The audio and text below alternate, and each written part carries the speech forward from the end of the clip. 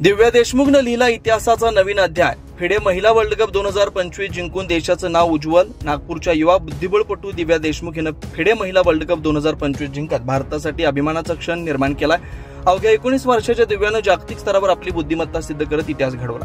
स्पर्धेतील हा विजय तिच्या करिअरमधील सर्वात मोठा ठरलाय. नागपूरमध्ये परतल्यानंतर तिचे गुलाबांच्या फुलांनी आणि ढोल ताशांच्या गजरात भव्य स्वागत करण्यात आलं.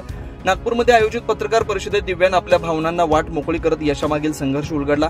दिव्या म्हणाली, माझ्या या यशात अनेकांचा मोलाचा वाटा आहे. मी माझ्या आईवडिलांना आणि माझ्या महिला प्रशिक्षक राहुल जोशी यांना त्याचं श्रेय देते.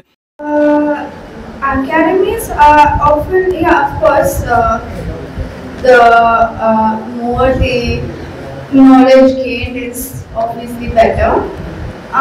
So I would definitely love to see chess being popularized, especially in my own state.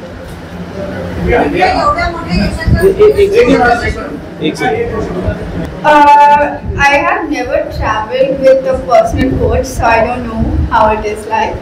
But definitely the role of a coach is very, very important. So maybe.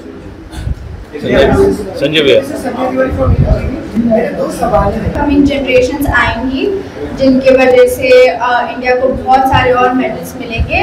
But मैं अभी तो डिफरेंस नहीं बता सकती चाइना और India में.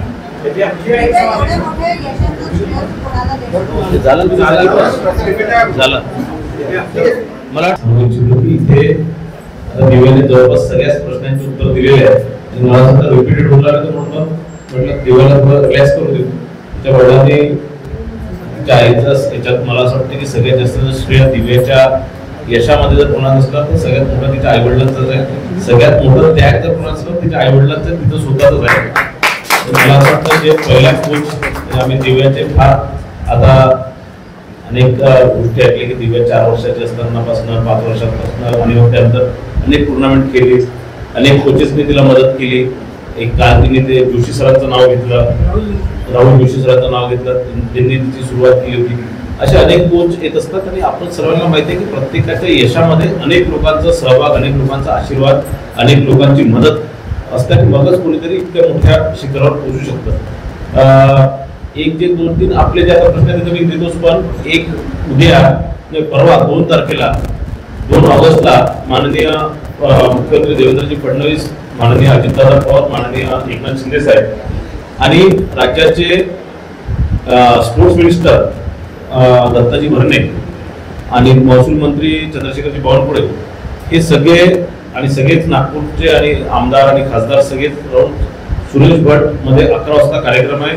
दिव्याचा आपण राज्य शासनाच्या माध्यमातून आणि महाराष्ट्र चेस असोसिएशनच्या माध्यमातून मोठा हे नागरिक सत्कार आपण इथे करणार आहे. संपूर्ण राज्यातनं सगळे चेस प्लेयर्स येणार आहेत, सगळ्या राज्याच्या आमच्या संघटनेतले सगळे लोक येणार आहेत आणि मोठ्या प्रमाणात दिव्याला आता जे नवीन पिढी जी आहे, जी दिव्याला आता आपला आयडॉल मानते, ते सगळे त्या कार्यक्रमाला राहणार आहे. मला असं वाटतं आपल्या सर्वांनाही या माध्यमातून त्या कार्यक्रमाचं निमंत्रण आहे आणि थोडंसं उद्याच्या याच्यात आजच्या याच्यात आपल्याला पब्लिसिटी तर आणखी लोकांपर्यंत पोहोचू शकतो. हे यश सहज मिळालं नाही. अनेक अडथळ्यांवर मात करत मी इथपर्यंत पोहोचले. तिने असंही सांगितलं की पालकांनी मुलांच्या अपयशाच्या काळातही त्यांच्यावर विश्वास ठेवायला हवा. त्या विश्वासातूनच आज मी इथं पोहोचले. दिव्याचा हा विजय केवळ तिच्यासाठी नव्हे तर संपूर्ण भारतासाठी अभिमानास्पद आहे. तिच्या जिद्दीच्या आणि चिकाटीच्या प्रवासानं देशभरातील युवकांना प्रेरणा मिळेल असं निश्चित आहे.